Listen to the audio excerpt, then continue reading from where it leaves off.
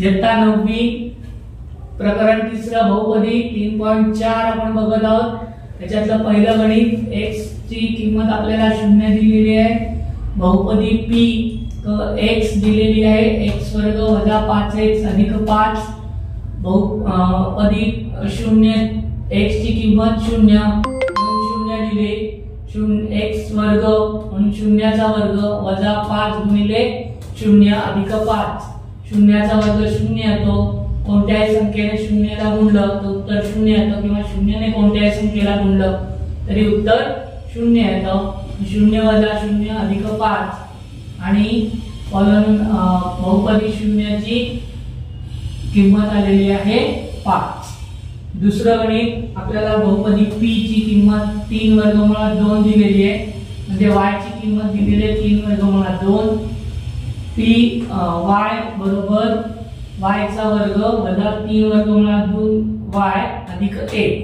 y ची किंमत 3 वर्गमुळात 2 कंसाचा वर्ग वजा 3 वर्गमुळात 2 गुणिले 3 वर्गमुळात y ची किंमत अधिक 1।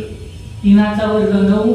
आपण करणीमध्ये बघितलंय कोटी आणि घातांक जर समान असेल आपण हे जे आहे तीच संख्या a जसंच्या तसं लिहितो, इथे आपण 2 आहे ते जसेच्या तसे खाली लिहिणार, म्हणून 9 गुणिले 2 वजा 3 त्रिक 9 वर्गमुळात 2 गुणिले वर्गमुळात 2 वर्गमुळात 4 अधिक 1। 9 गुणिले 18 वजा वर्गमुळात 4 चा वर्गमूळ येतं 2, 9 गुणिले 2 अधिक 1। 18 वजा 9 गुणिले 18 अधिक 1। 18 वजा 18 0 अधिक 1, म्हणून p 3 वर्गमुळात 2 ची किंमत आहे 1। आता तिसरं गणित बघतोय आपण।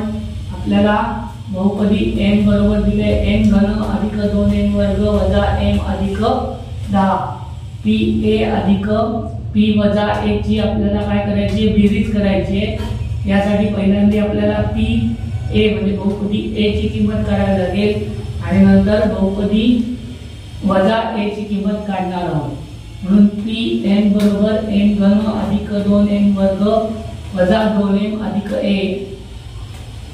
p a बरोबर आता a ची किंमत अधिक असल्यामुळे यांच्यामध्ये कुठलाही बदल होणार नाही, म्हणून आपण a घन m च्या जागी लिहिलं a घन अधिक 2a वर्ग वजा a अधिक 10।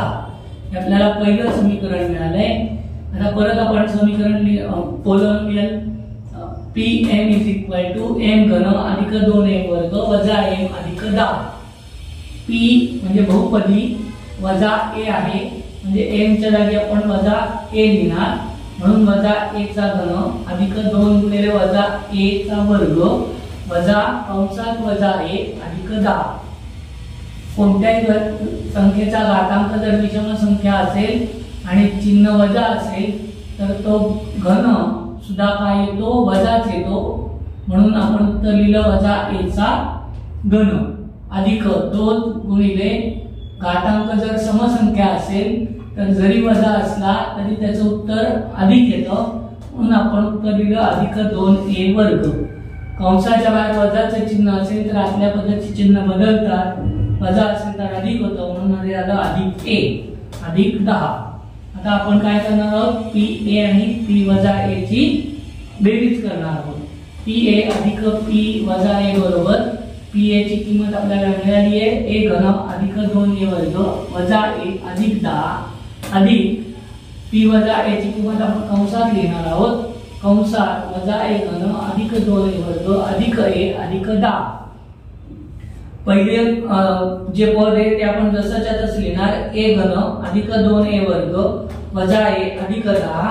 कंसाच्या बाहेर अधिकचं चिन्ह असल्यामुळे आतील कंसातील पदांची चिन्ह बदलणार नाही, वजा असेल तर बदलतं पण अधिक असेल तर बदलत नाही, म्हणून आपण ते जसंच्या तसं परत खाली लिहिणार, वजा a घन अधिक 2a वर्ग अधिक a अधिक 10।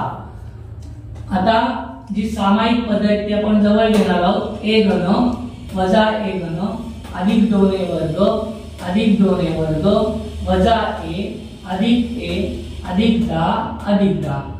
अधिक वजा वजा a घन 0, 2 अधिक 2 4a वर्ग। इथे घातांकांची बेरीज होणार नाही, घातांकांची बेरीज फक्त गुणाकारामध्ये होते।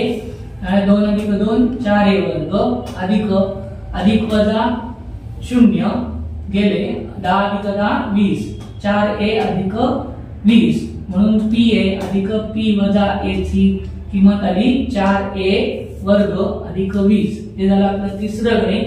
आपण चौथं गणित बघत आहोत. p ची किंमत आपल्याला 2 दिलेली आहे, म्हणजे y ची किंमत 2 आहे. ज्या ठिकाणी y आहे तिथे आपण 2 लिहिणार आहोत. आपल्याला बहुपदी y दिलेली आहे 2y चा घन वजा 6y वर्ग वजा 5y अधिक 7. p2 बरोबर 2 गुणिले 2 चा घन वजा 6 गुणिले 2 चा वर्ग वजा 5 गुणिले 2 अधिक 7. आपण जिथे y आहे तिथे 2 लिहिले कारण y ची किंमत 2 आहे. 2 गुणिले 2 चा घन 8 वजा 6 गुणिले 2 चा वर्ग 4 वजा अधिकचा गुणाकार वजा 5 गुणिले 10 वजा 10 अधिक 7. 8 गुणिले 16 अधिक वजाचा गुणाकार वजा 6 चौक 24 वजा 24 वजा 10 अधिक 7. अधिक वजा वजाबाकी होते, पण वजाबाकी मध्ये आपण मोठ्या संख्येचं चिन्ह घेतो. 24 मधून 6 गेले उरले 8, मोठ्या संख्येचं चिन्ह वजा म्हणून वजा 8 वजा 10 अधिक 7. वजा वजा यांची बेरीज झाली तरी आपण चिन्ह वजाच देतो. 10 अधिक 8 18 वजा 18 अधिक 7. वजा अधिक वजाबाकी करणार आपण. 18 न 7 गेले 11, वजाबाकी मध्ये आपण मोठ्या संख्येचं चिन्ह देतो म्हणून उत्तर आलं वजा 11. बहुपदी 2 ची किंमत आहे वजा 11.